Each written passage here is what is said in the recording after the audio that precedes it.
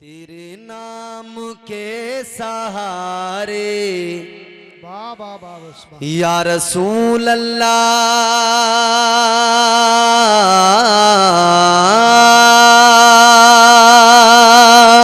तेरे नाम के सहारे, तेरे नाम के सहारे मेरा नाम चल रहा है। तेरे नाम के सहारे मेरा नाम चल रहा है। तेरे नाम के सहारे मेरा नाम चल रहा है। तेरा नाम ले रहा हूँ आका, तेरा नाम ले रहा हूँ, मेरा काम चल रहा है। तेरा नाम ले रहा हूँ, मेरा काम चल रहा है। एक शेर पढ़ देता हूँ, हमारी अकीदत के हवाले से है। ये नहीं अगर करामत बाबा तो बताओ और क्या है। सुभान अल्लाह। ये नहीं अगर करामत तो बताओ और क्या है। ये नहीं अगर करामत तो बताओ और क्या है। जहाँ जाओ आला हजरत, जहाँ जाओ आला हजरत का सलाम चल रहा है। रोने वाला रो के कहता है ऐ मौला मेरा हिसाब न लेना। या अल्लाह अगर हिसाब लेना जरूरी हो जाए तो यूं करना कि मुझे अंधा कर देना। ऐ मौला मैदान महशर में मेरा जब दफ्तर खुलेगा तेरा महबूब मौजूद होगा, कुल कायनात मौजूद होगी। या अल्लाह अगर हिसाब लेना जरूरी हो जाए तो मुझे नाबीना कर देना। इमाम अबू अली हैती कहते हैं कि मुझे लगा कि शायद कोई गुनहगार है जो रो रहा है इतने दर्द के साथ। कहते फिर मैंने देखा वो रोने वाला चीख मार के रोया और बेहोश होके गिर गया। जी इमाम अबू अली हैती कहते हैं मैं आगे बढ़ा, मैंने सोचा जाके देखूं तो जरा कौन है इस दर्द से रोने वाला। जी जी अब जुमला अगर दिल को लगे तो बोलना। जी जी कहते मैंने सोचा जरा देखूं तो जाकर कौन है इस दर्द से रोने वाला, कौन है इस दर्द के साथ आंसू बहाने वाला। कहते मैं समझ रहा था गुनहगार होगा। कहते मैं जब करीब गया, मैंने जब चेहरे से जुल्फों को हटा के देखा, मेरा कलेजा मुंह को आ गया। ये रोने वाला कोई गुनहगार नहीं था, ये रोने वाले सरकार गौसे आजम अब्दुल कादिर जीलानी थे। वाह वाह वाह सुभान अल्लाह सुभान। 11वीं के जलसे करने वालों कभी रोए? 11वीं तो हर महीने धूमधाम से हो रही है, अच्छी बात है, करें। 22 से बरकत है, 22 से सवाब है, बुजुर्गों से फैज हासिल करने का जरिया है। लेकिन गौसे आजम को मानना बस इतना ही नहीं होता कि 11वीं कर ली और हम पक्के कादरी हो गए। वाह वाह सरकार गौसे आजम से अगर मोहब्बत है तो उनकी जिंदगी को देखो। इतने बड़े इबादत गुजार वलियों के सरदार, मगर हाल ये कि रो रो के अल्लाह से कहते मौला मेरा हिसाब न लेना, तुझे और मुझे तो हिसाब की फिक्र कोई नहीं। हम तो कह रहे हैं जो होगा देखा जाएगा। अच्छा, पिद्दी न पिद्दी का शोरबा, जो होगा देखा जाएगा।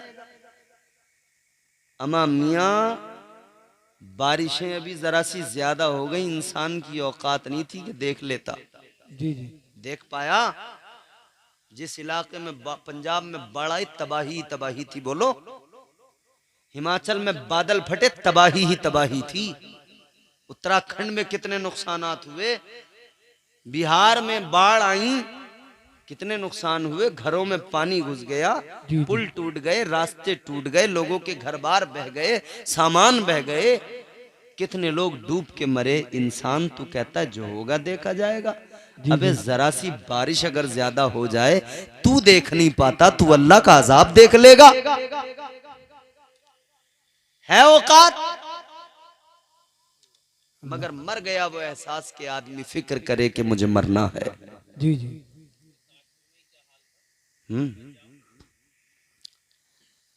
कहने का मतलब ये है कि हम लोग बड़े सेल्फिश हो गए, दुनियादार हो गए। बुजुर्गों के नाम पे लंगर खाने तक के हम उनके सच्चे आशिक हैं। उनके नाम का लंगर तो खाएंगे, मगर उन्होंने जो जिंदगी में पैगाम दिए उन पे अमल बिल्कुल नहीं करेंगे। मेरे दोस्त, आज अमल की जरूरत है। आज अमल की जरूरत है। आज दुनिया तेरी दुश्मन है मुसलमान।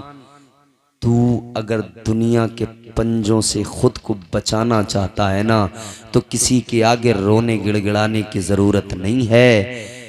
मैं कहता हूं, अगर दुनिया वालों के आगे रोग गिड़गिड़ाओगे ना, तो एक को राजी करोगे, दूसरा नाराज, दूसरे को करोगे, तीसरा नाराज। नहीं कर सकते राजी सबको, बस एक को राजी कर सकते हो।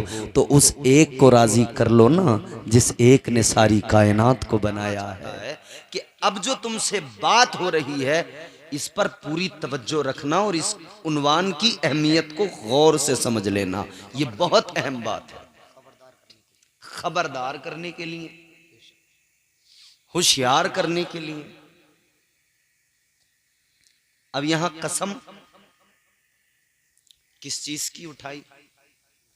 फरमाया वल असर, जमाने की कसम। बेशक। जमाना वक्त को कहते हैं। वक्त बड़ी अहम चीज है। आप अपने घर से आए, जलसे में बैठ गए, 2-4 घंटे का वक्त आपने यहाँ लगाया, ये बहुत अहम वक्त था, लेकिन आपने इस अहम वक्त को उससे भी ज्यादा अहम काम में लगा दिया, यानी अल्लाह और उसके रसूल के जिक्र में लगा दिया। सुभान अल्लाह, सुभान अल्लाह। आमतौर पे तो लोग ये 2-4 घंटे यूं भी बिलुमूम 12 से 1 बजे तक लोग मोबाइल में ये वक्त गुजार ही देते हैं, लेकिन वहाँ वक्त बर्बाद होता है, यहाँ वक्त कामयाब हो गया है। बेशक बेशक। अब ये सूरह मुबारका सुने और इसको पूरी तरह समझने की कोशिश करें। परवरदिगारे आलम खालिक़े कायनात रब्बे लम यज़ल व ला यज़ाल ने कुरान मजीद में ऐलान फरमाया, वल अस्र, जमाने की कसम। मैंने बताया जमाना वक्त को कहते हैं।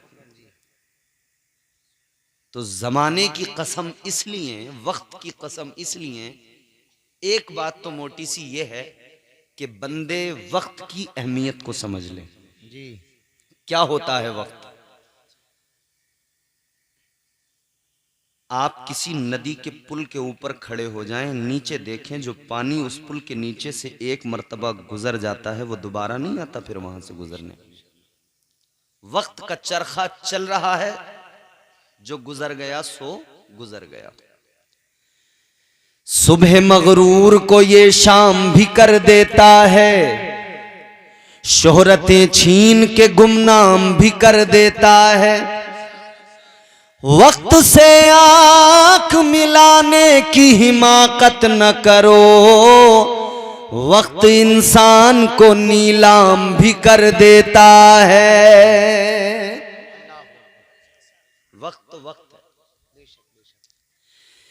ताजदारे मदीना वालिए कायनात मुस्तफा जाने रहमत के प्यारे दीवानों, वक्त की अहमियत को जानो।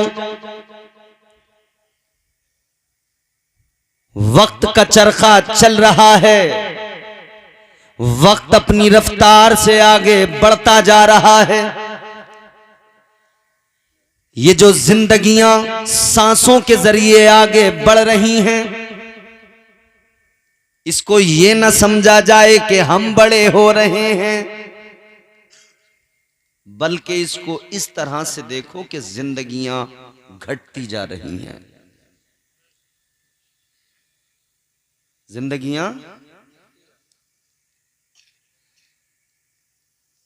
अजीजाने गिरामी वकार, वक्त तो वक्त है गुजर जाएगा, लेकिन वक्त गुजरने के बाद में उस वक्त का एहसास बाकी रहता है, वो वक्त याद रहता है। वक्त का अगर सही इस्तेमाल हो गया तो आदमी समझ लेता है मेरा वक्त बर्बाद नहीं हुआ। अगर गलत इस्तेमाल हो गया तो उस वक्त को याद करके इंसान रोता रहता है, काश मैंने ऐसा किया होता, ऐसा किया होता। मगर आज इस दौर में हम पिछले वक्त को अगर रोते भी हैं तो किन बातों पर? हम इन बातों पर रोते हैं, कहीं मार्केट बनी तो हम कहते हैं कि ये तो बड़ी सस्ती जमीन थी 10 साल पहले, जमीन का मालिक मुझसे कह रहा था खरीद लो, मैंने नहीं ली, वक्त गुजर गया, महंगी हो गई। मैंने एक कारोबार शुरू किया था मगर मुझे उस कारोबार में कोई इंटरेस्ट नहीं था, लगाव नहीं था, दिलचस्पी नहीं थी, मैंने छोड़ दिया उसे। काश उसे पकड़ के रखता, आज तरक्की कर जाता। हम अगर गुजरा वक्त याद भी करते हैं तो इस लिहाज से याद करते हैं, प्लाट निकल गया यार, बड़ा अच्छा था, जरा सा मैं ढील न डालता तो मुझे मिल जाता। जमीनों के लिहाज से, दुकानों के लिहाज से, कारोबार के लिहाज से वक्त को याद करके रोने वालों, इतना जान लो जमीनें इधर रह जाएंगी, प्लाट इधर रह जाएंगे, दुकानें इधर रह जाएंगी। अगर गुजरे वक्त पर अफसोस करना है तो उस पर किया करो कि वक्त था, नमाज पढ़ सकता था, लेकिन मेरी ये सुस्ती थी कि मैंने वक्त गुजार दिया, नमाज नहीं पढ़ी। उस वक्त पे रोया करो, उस गुजरे वक्त पे अफसोस किया करो। अफसोस करना है तो उस पे किया करो। मैंने 4 घंटे मोबाइल में बेवजह बेहुदा बातों में गुजार दिए, काश मैं इस वक्त में अल्लाह के कुरान की तिलावत कर लेता, दिल को भी सुकून मिल जाता, नामे आमाल में भी सवाब लिख दिया जाता।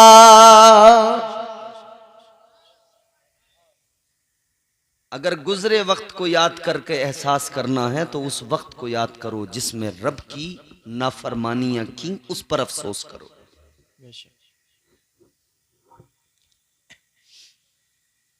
अच्छा, वक्त मैंने अर्ज किया ना, जमाना, तो मुफस्सिरीन इकराम फरमाते हैं कि जमाने की कसम जो है ना, ये तो यहां सवाल ये पैदा होता है, ये जमाना कौन सा है जिसकी कसम है? सुन लो गौर से, थोड़ा सा 2-4 बातें अगर सुन लोगे तो काम की रहेंगी। है कौन सा जमाना ये जिसकी कसम अल्लाह ने याद की? यूं तो सारे जमाने अल्लाह ने बनाए, हर जमाना परवरदिगार का बनाया हुआ सब बेहतर, हर जमाना अच्छा, हर जमाना बेहतर, मगर एक जमाना बड़ा खास। सारे जमाने अल्लाह ने बनाए सब बेहतर, मगर वो जमाना जो मेरे मुस्तफा का जमाना, वो जमाना जो इमामुल अंबिया का जमाना, वो जमाना जो ताजदार मदीना का जमाना, अल्लाह अल्लाह, वो जमाना बड़ा बेमिसाल जमाना। अब ये सोचना पड़ेगा वो कौन सा जमाना है। तो यहाँ पर भी हमारे उलमा फरमाते हैं, मेरे मुस्तफ़ा के लिए जमानों की कैद ना लगाओ, बल्कि यूं कह दो हर जमाना मेरे हुजूर का है। ये सारे जमाने मेरे हुजूर के ज़माने हैं, मगर एक ज़माना ख़ास, वो ज़माना कि जब मेरे आका ने ज़ाहिरी ज़िंदगी इस दुनिया में गुजारी। वो ज़माना क्या ज़माना था? अल्लाह अकबर कबीरा। एक वो जमाना याद आता है जब मेरे आका के कदमों को मदीने की गलियां बोसा दिया करती थी। वो जमाना भी क्या जमाना था जब मदीने के दरो दीवार मेरे मुस्तफ़ा की जियारत किया करते थे। वो जमाना भी क्या जमाना था जब सिद्दीक अकबर आका की बारगाह में बैठे हुए होते थे। वो जमाना भी क्या जमाना था जब आका की बारगाह में सहाबा की अंजुमनें लगती थी। वो जमाना भी क्या जमाना था अल्लाह अल्लाह जब मेरे मुस्तफ़ा की बारगाह में सहाबा मौजूद है और बुलबुल सिदरा जमीन पे आ रहे हैं, फरिश्तों के सरदार जमीन पे आ रहे हैं। ऐ लोगों जरा सोचो वो जमाना कितना बेहतर, कितना आला, कितना अफजल। अब ये न समझा जाए कि फकत वो जमाना मेरे आका का, फरमाया हमारे उलमा ने मेरे मुस्तफ़ा का जमाना खत्म नहीं हुआ बल्कि सुबह कयामत तक जितना भी ये जमाना है सब मेरे सरकार का जमाना है। कयामत तक जितना ये वक्त है, जितना ये जमाना है, सब मेरे हुजूर का जमाना। ये तो हो गई वक्त की और जमाने की बात। अल्लाह ने जमाने की कसम याद की महबूब के जमाने की बिलखुसूस। क्यों? क्योंकि और फिर आगे अल्लाह ने फरमाया इन्नल इंसान लफी खुस्र। कुरान कहता है बेशक इंसान घाटे में है। अल्लाह यहां मुसलमान के लिए नहीं कहा गया, इंसान के लिए कहा गया। परवरदिगारे आलम खालिक़े कायनात ने तमाम इंसानियत के लिए फरमाया बेशक इंसान घाटे में है, खसारे में है, नुकसान में है। महमूदपुर वालों बात खसारे की हो, घाटे की हो, नुकसान की हो, क्या समझोगे? कौन सा नुकसान, कौन सा घाटा? कारोबार में, माल में, फसल में, किस चीज में नुकसान? आप सोच सकते हैं हमारा कारोबार तो बड़ा अच्छा चल रहा है, हम क्यों नुकसान में?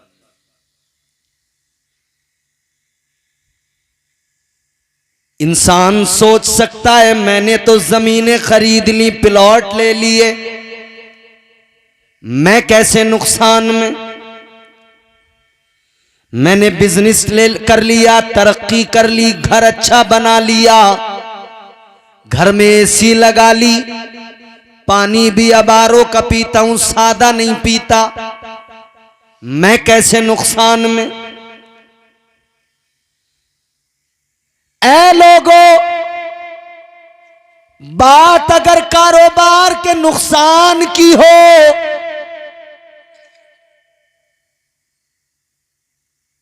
तो इंसान समझ सकता है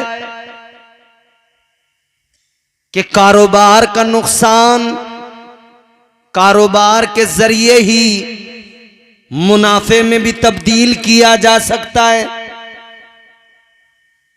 कोई जमीन अगर किसी वजह से बेचनी पड़ गई तो कुछ वक्त गुजार कर फिर दूसरी खरीदी भी जा सकती है।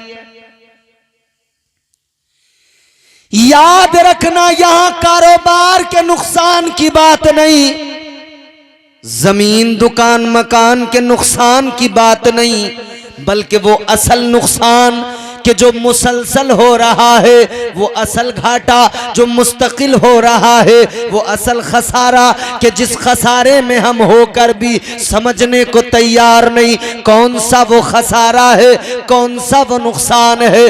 अल्लाह का कुरान इंसानों को मिजाज देता है, ऐ इंसानों वो नुकसान माल का नहीं है, वो इंसानियत की कदरों का नुकसान है। वो तेरे कारोबार का नुकसान नहीं, वो तो अखलाक का नुकसान है, किरदार का नुकसान है। तू खसारे में इसलिए है कि तेरा अखलाक खत्म हो गया।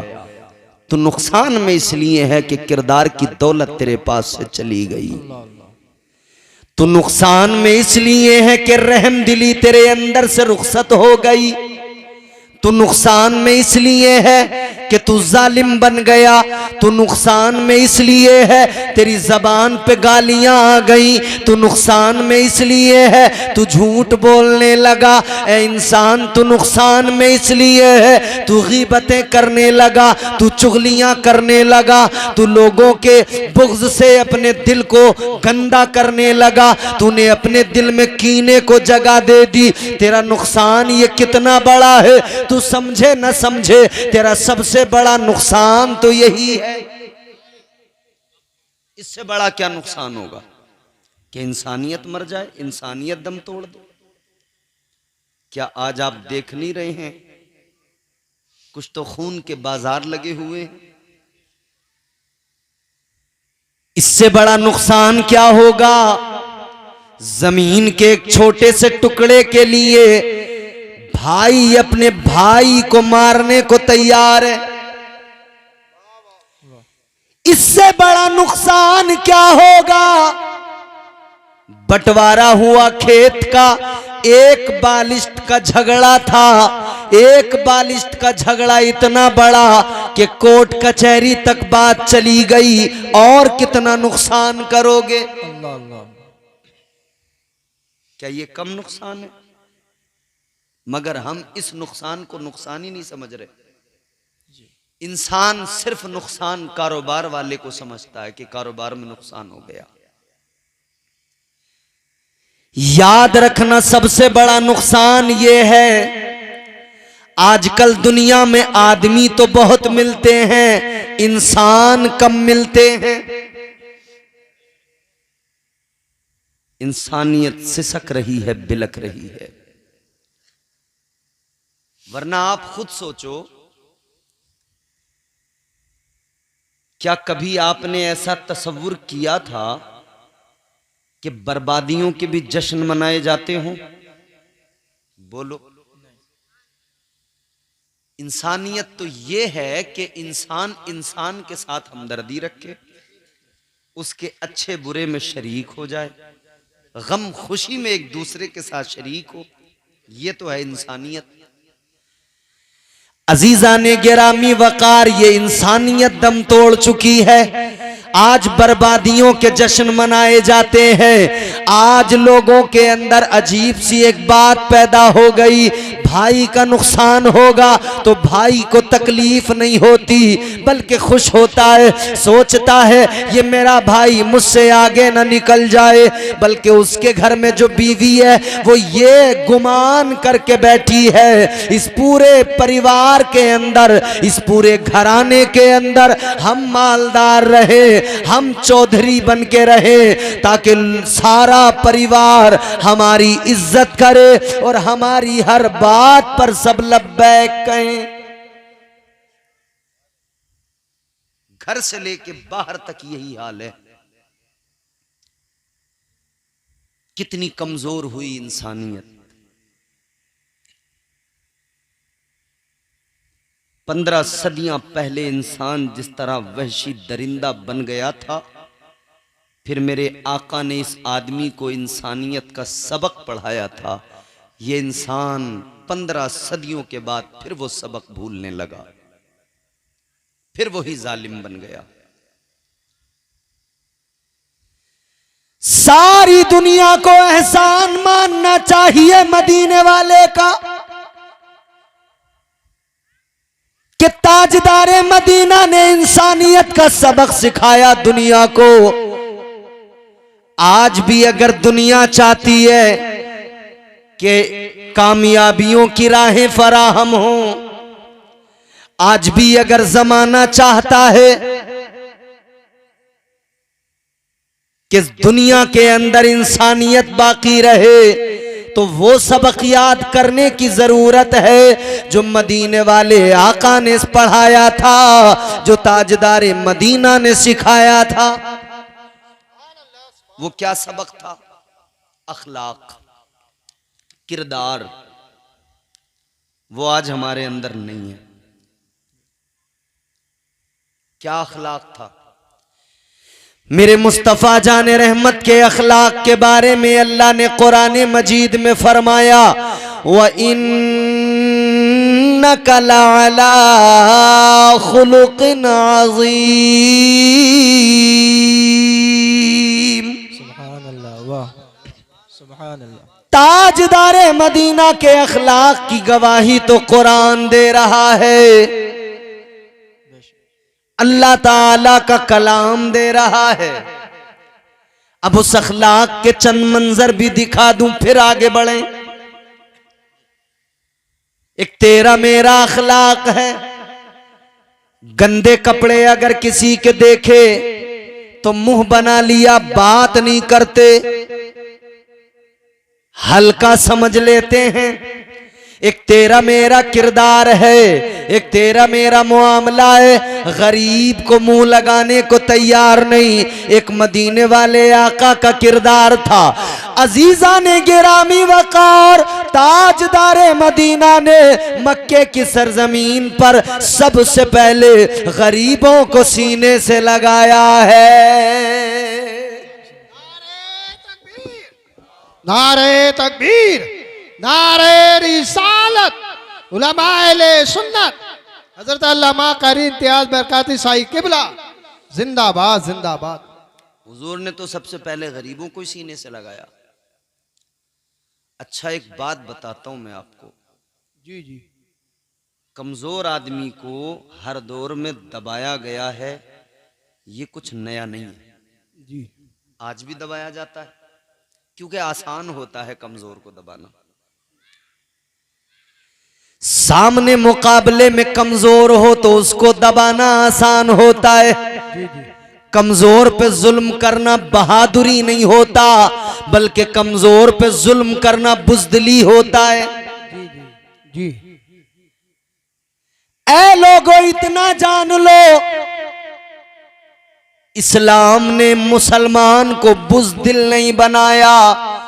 मुस्तफ़ा की तालीमात ने मुसलमान को बुज़दिल नहीं बनाया, बहादुर बनाया है। और बहादुर का मतलब ये होता है कि वो कमजोरों का साथ दे।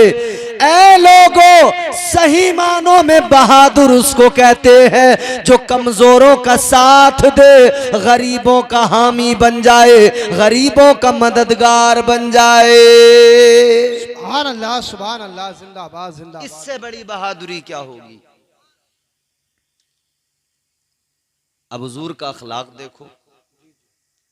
एक औरत थी, पागल थी, गालियां देती थी लोगों को। जिस तरफ से निकलती थी, गुजरती थी ना, तो लोग कहते थे ये रोकेगी, डिस्टर्ब करेगी, गालियां देगी, तो लोग अपना रास्ता बदल लिया करते थे। जी। इतनी बदतमीज, इतनी बेलिहाज, रास्तों के अंदर लोग जब देखते कि सामने से आ रही है, रास्ता बदल दिया करते थे।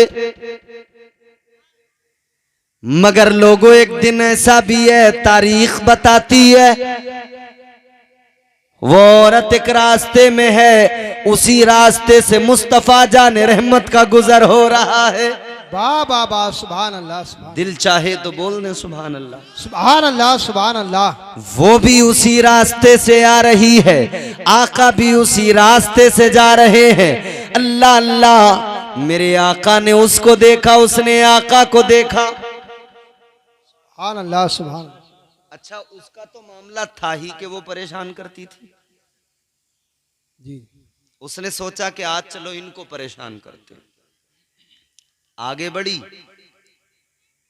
और मेरे मुस्तफा जब ताजदारे मदीना आगे बढ़कर हुजूर बैठ गए और हुजूर फिर क्या करने लगे, खाना तनावुल फरमाने लगे।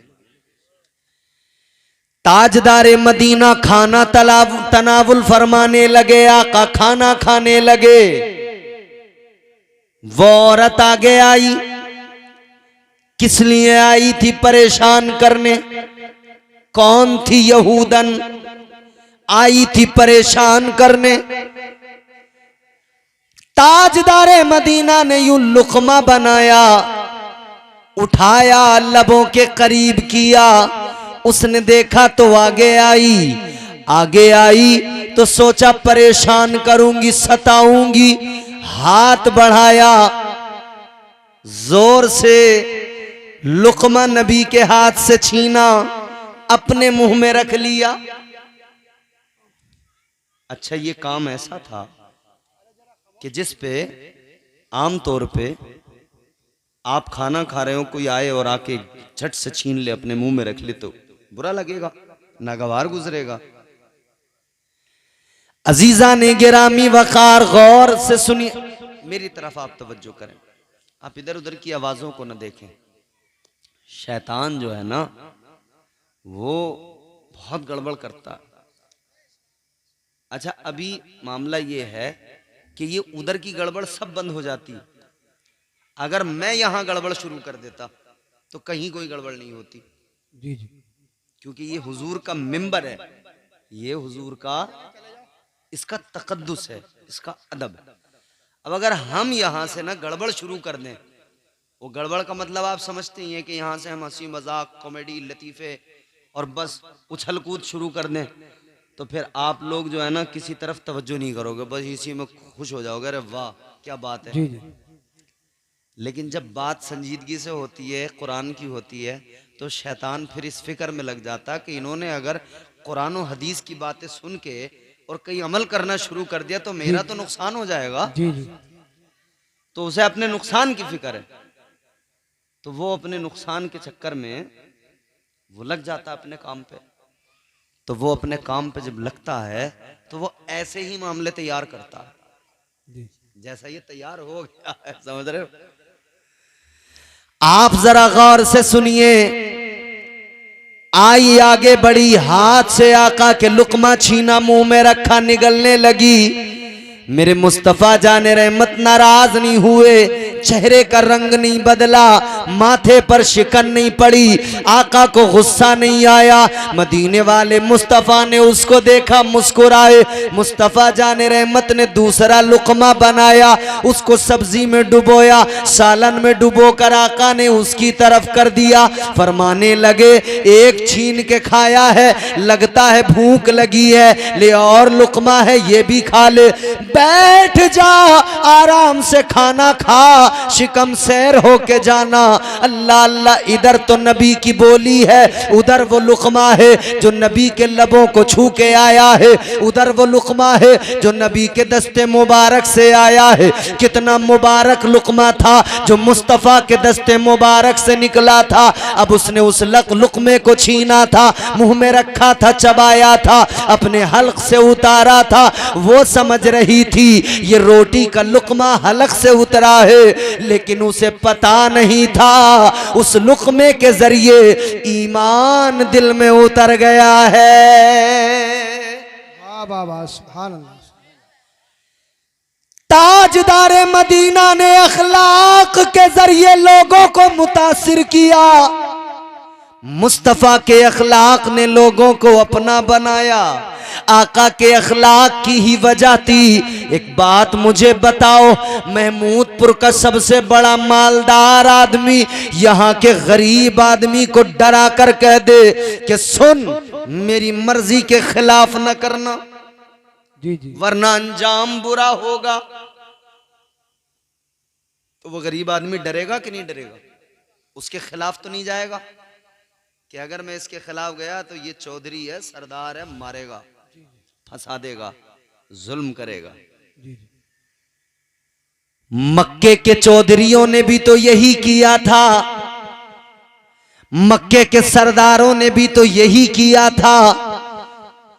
उन लोगों ने मक्के के गरीबों को डरा कर कहा था, खबरदार कलमा न पढ़ लेना वरना तुम्हारी जान ले लेंगे, बर्बाद कर डालेंगे, बहुत मारेंगे, जुल्म करेंगे। तो उनको डर जाना चाहिए था। कौन सी चीज थी जिसने उनके सीनों से डर निकाल दिया? कौन सी चीज थी जो उन्हें आका के करीब ले गई? एक ही चीज थी, वो फकत मुस्तफा का किरदार था। वाह वाह वाह, सुभान अल्लाह सुभान अल्लाह। जिंदाबाद। और हमारा किरदार, हमारा मामला क्या कह रही है आप? जी जी सीधा यहीं से शुरू होते हैं हम। क्या ज्यादा दिमाग खराब हो रहा है तेरा? किससे कह रहे हैं? अपने ही भाई से, जी जी अपने ही पड़ोसी से, अपने ही मोहल्लेदार से। और मुसलमानों, खास तौर पे मैं अपनी कौम की, कौम मुस्लिम की अगर बात करूं ना, ये कौम बावली हो गई। जी अकल यू ऐसा लगता है जैसे अकल मारी गई। भाई ये समझ में नहीं आता कि सारी दुनिया तो तुम्हें मार ही रही है, फिर तुम अपनों को क्यों मार रहे हो? जी जी वो क्या कम है? भाई भाई से झगड़ा कर रहा है, छोटी सी लड़ाई हुई, 100 नंबर लगाया, मिनट 2 से 5 लगे, पुलिस दरवाजे पे। अब झेलो, किसका नुकसान है? इसका गया तब तेरा गया, उसका गया तब इसका गया, दोनों बिलाखिर भाई ही हैं, अपना ही गया जैसे भी गया। जरा सी बात हुई तो धमकियां देने लगे, एक दूसरे पे तैयार हो गए, मारपीट करने को उतारू हो गए। क्या मिलेगा? पहले जरा पीछे पलट के देखो, ताजदारे मदीना के गुलामों की जिंदगियां देखो। एक मेरे आका के गुलाम थे, अल्लाह अकबर, जब एक दूसरे से मिलते थे तो एक दूसरे को आंखें नहीं दिखाते थे।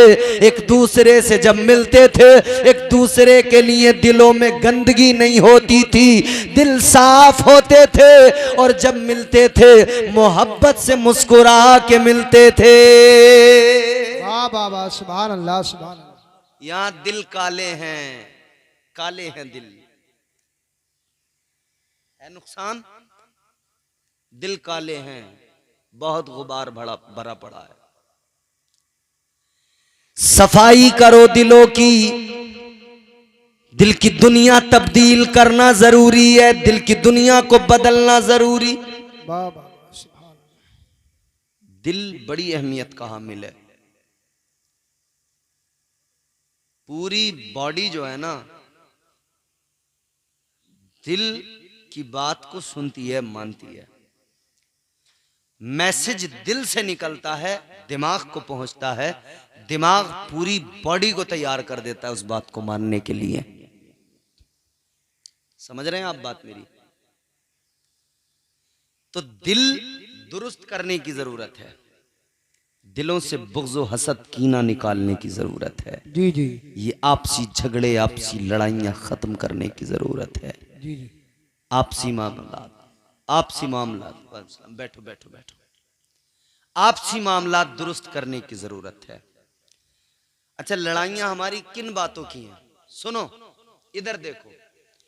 ये मैं इसलिए इस पे ज्यादा जोर दे रहा हूं कि आजकल हमारा सबसे बड़ा मसला ये है कि हम आपस में बहुत ज्यादा उलझे हुए हैं। हम आपस में ही एक दूसरे से मोहब्बत नहीं करते। एक बात मेरी गौर से सुनना महमूदपुर वालों, तकरीर बहुत लंबी चौड़ी नहीं है, बस जल्दी खत्म कर रहा हूं, मगर एक जुमला मेरा हो सके तो इस जुमले को महफूज करके जाओ, अपने सीने में लेके जाओ।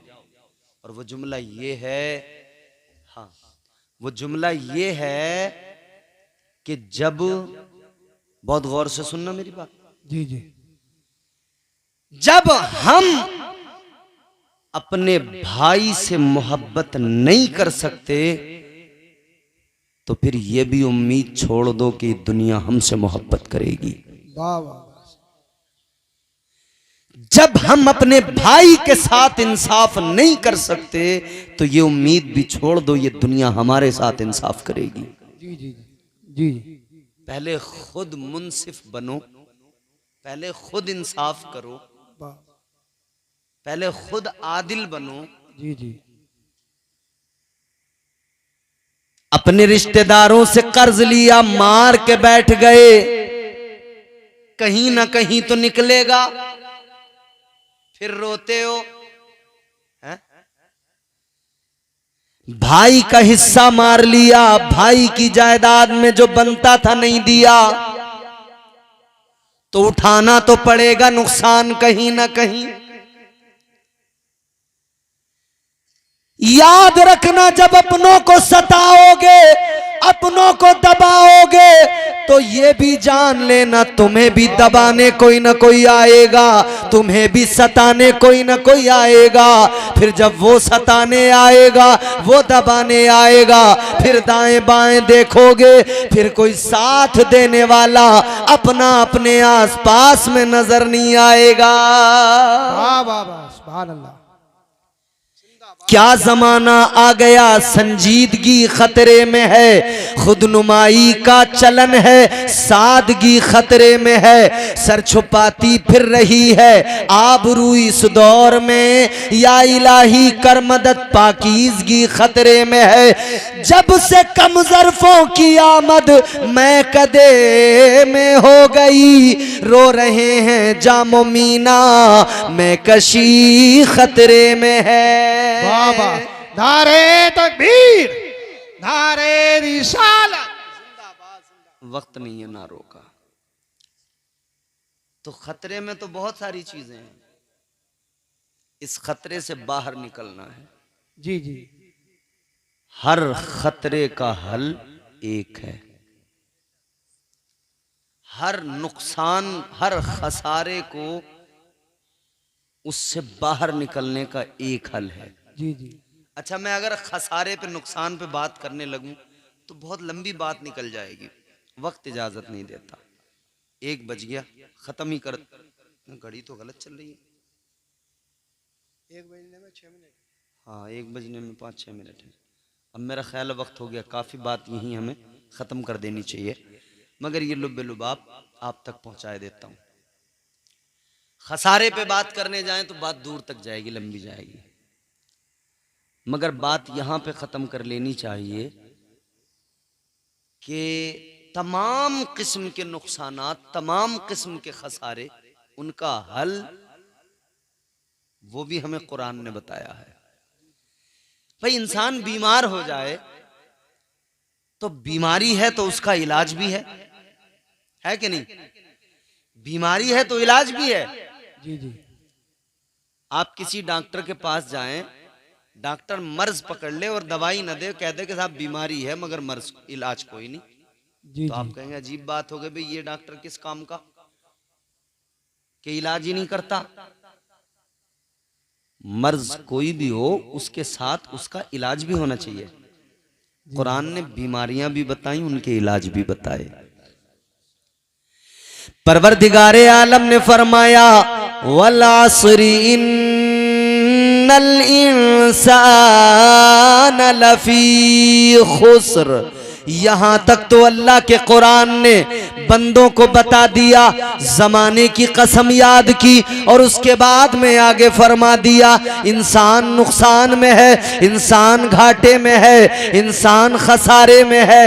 मगर अजीजाने गिरामी वकार, नुकसान के बाद, खसारे के बाद उस नुकसान को पूरा करने का तरीका, यानी वो जो बीमारियां हैं उनका इलाज क्या है, उनका इलाज भी कुरान ने बताया। अल्लाह का कलाम है, फरमाया गया इल्लल्लज़ीना आमनू व अमिलुस्सालिहात।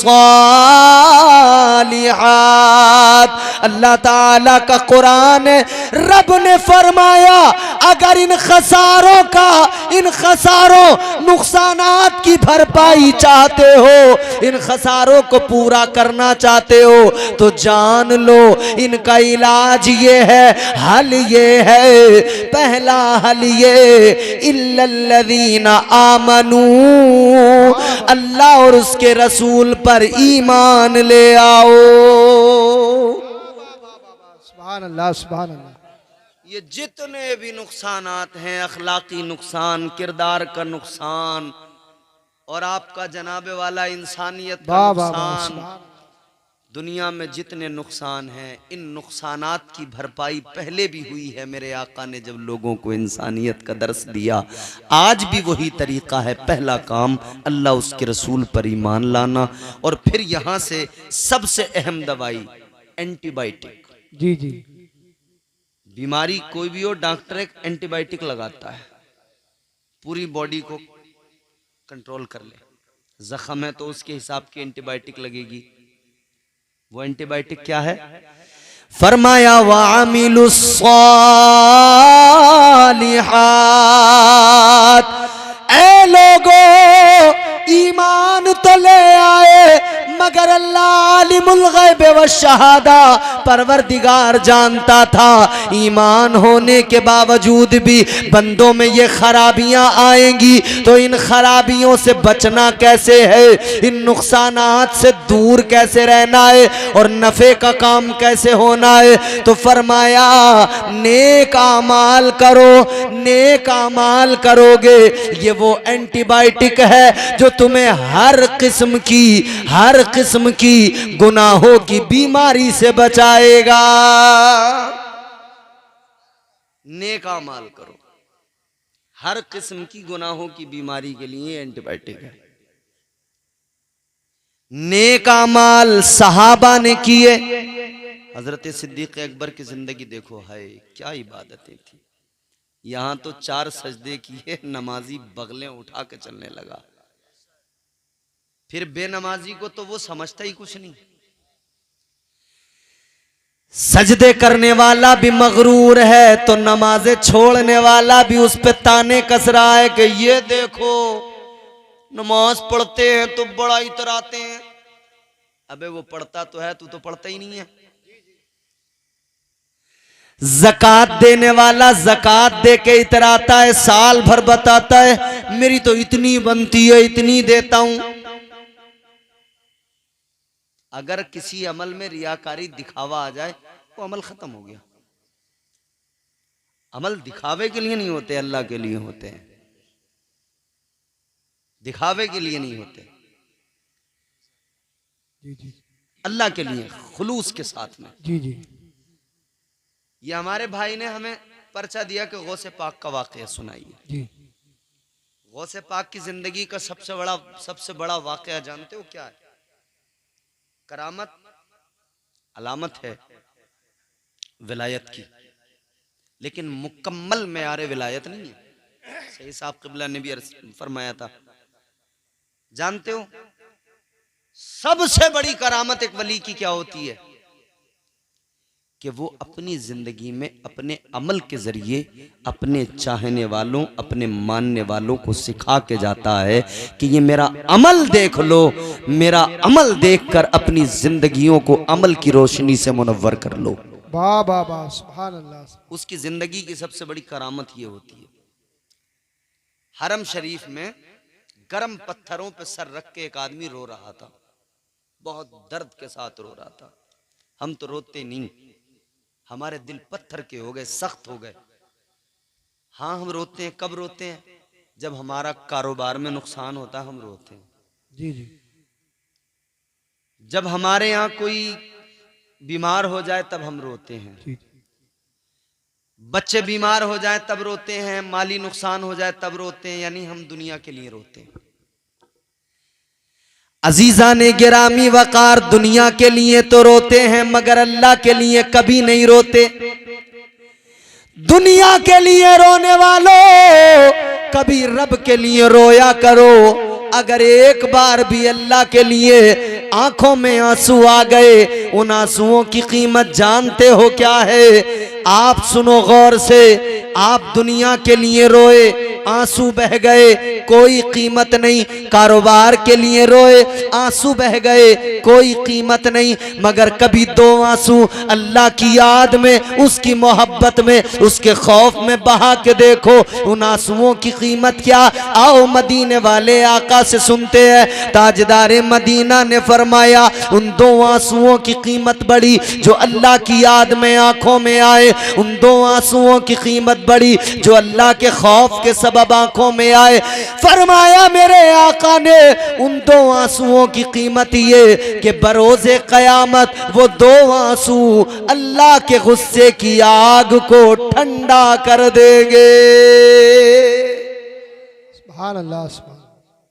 हम नहीं रोते, हम छोटे लोग हैं, वो बड़े लोग थे, बहुत रोते थे। हजरत इमाम बू अली हैती फरमाते हैं कि मैंने देखा एक आदमी गर्म पत्थरों पे सर रख के दर्द के साथ रो रहा है। जी। और वो अल्लाह की बारगाह में रोते हुए पता क्या कह रहा है? वो अल्लाह की बारगाह में कह रहा है, ऐ मौला, कल मैदान महशर में परवरदिगार मेरा हिसाब न लेना।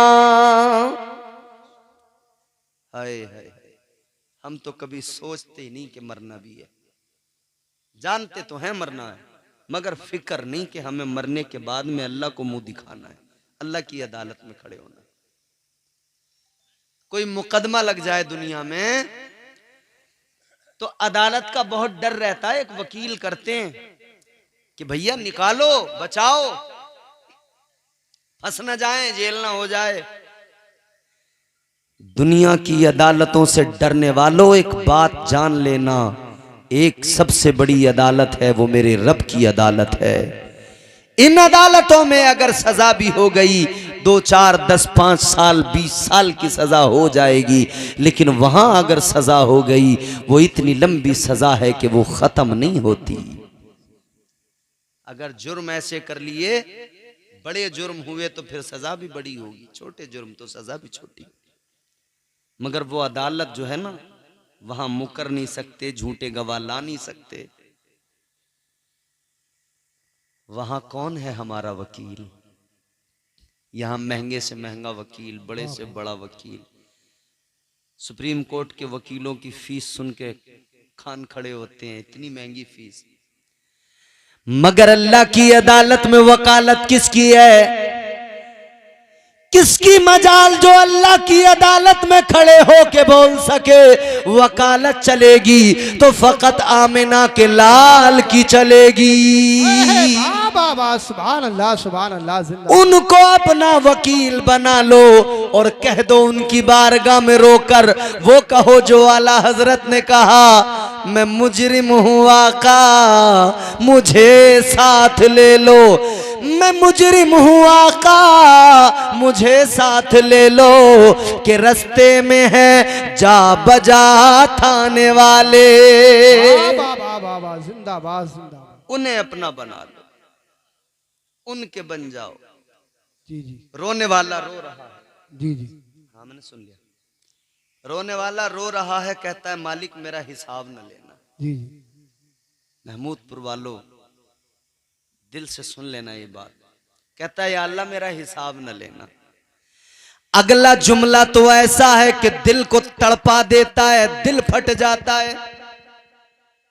अल्लाह रब्बी मिन कुल्ली ज़ंबि व अतूबु इलैहि व मा अलैना इल्लल बलाग। अस्सलाम।